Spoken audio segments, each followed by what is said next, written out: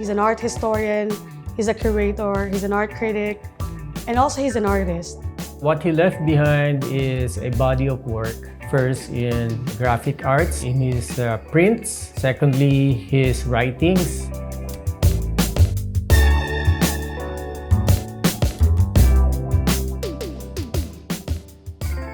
There is this person who was very dedicated to Philippine art history.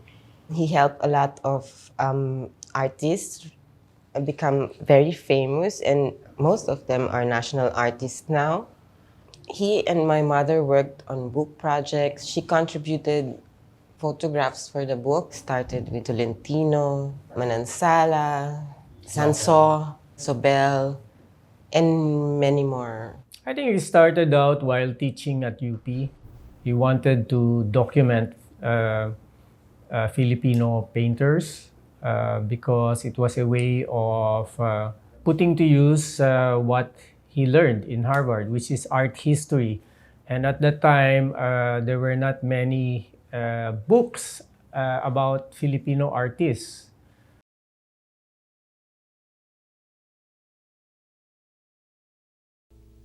The self-portrait of Arturo actually carries the belief of this particular generation of artists to paint reality or to color it any way they want as a question or as a right of self-expression. In this particular instance, you have Arturo's portrait with a dominant color in blues. The orchestration of the blue color is very dominant, but the nuances are also very subtle. The articulation of the head, the body are also very highly simplified, or if you will use the common term, geometricized. The lines, the planes are very flatly rendered. You will get a tremendous sense of depth through the modulation of the color.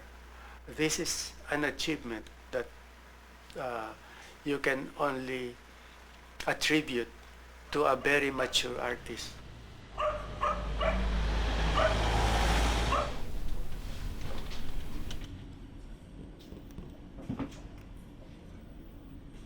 This is someone who could just easily work as an art historian or as an art critic in his safe bubble, but he had wanted to do more and he wanted to express himself more, and he wanted to show people also that we can't tell an artist to just do things in one format, because we should be able to articulate ourselves in different formats. It is also important to see the other works that he did, works that are quite experimental during his time.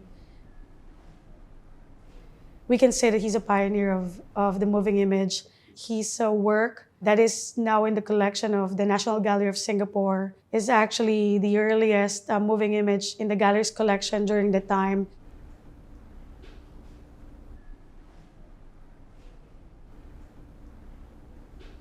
Apart from moving image, he had also done works in ceramics, in wood, sculptures, assemblage.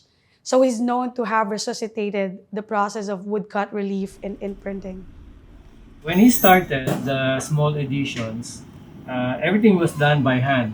At what he would use was very primitive tools, like for example, the wooden spoon from Baguio, yung souvenir. Yun yung ginagamit niya pang rub. And then he was very matipid pag may natirang oil paint. He taught me how to wrap it in aluminum foil. No? He was able to do amazing stuff with pretty innovative, but with the simplest tools. Mm-hmm. My dad started early exploring not only the visual arts, but designing lifestyles, no? For making everyday objects into work of art. No? So I think he was very much influenced by the German Bauhaus movement, and then secondly by the spirit of Japanese Zen, of making everything count, whether it's the most minute detail or most minute thing like drinking tea or whatever. No? So I've been going through my father's books, and I think his inspiration is, of course, Japanese art, tantric, yoga, and so on. But a lot of it is somehow on a spiritual level. No?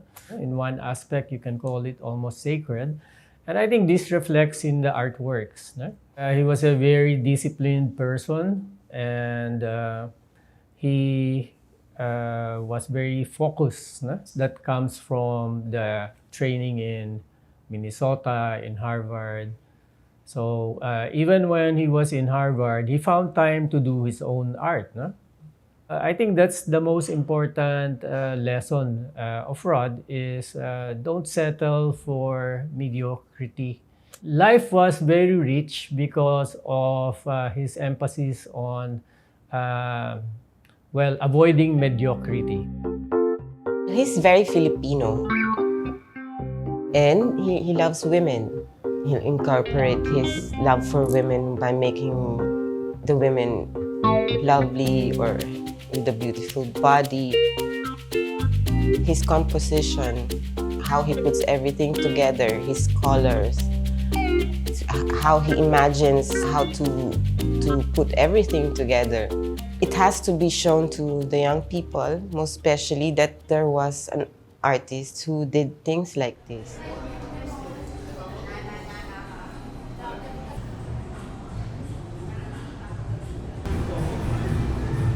It's more an inspiration because he went right to the purpose of art, which was really to enrich our lives. No? So in every aspect of daily life, he found it important that art was there. My name is Rodolfo Paras Jr., the son of Rod. Hi, I'm Lilo Gutierrez. I'm a visual artist, and Rod Paras-Perez was my mentor. I'm Gwen Bautista. I'm the director of Uffizi Gallery.